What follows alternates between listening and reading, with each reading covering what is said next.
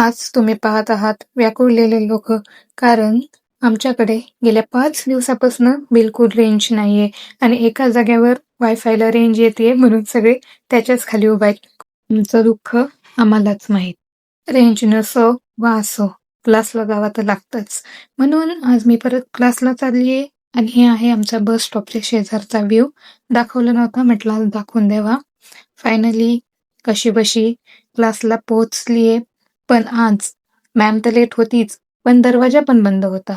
मग काय, मॅमची वाट बघत दरवाजाच्या बाहेर उभा राहिलो. फायनली टीचर आली आणि आज मॅमने ECG रिडिंग शिकवली.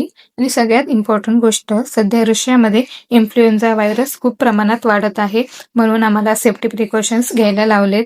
आता एवढे हेक्टिक दिवसानंतर म्हटलं थोडेसे पॉपकॉर्न खावात. पण म्हणतात ना, कर्म करने जाओ कांड हो जाता है. पुरे किचन में धुआ ही धुआ. आणि खुशीची गोष्ट ही आहे की तरी पण फायर अलार्म वाजला नाही. म्हणून आम्ही बिनधास्त लोकांसारखं केक बनवला आणि खाल्ला. Bye bye.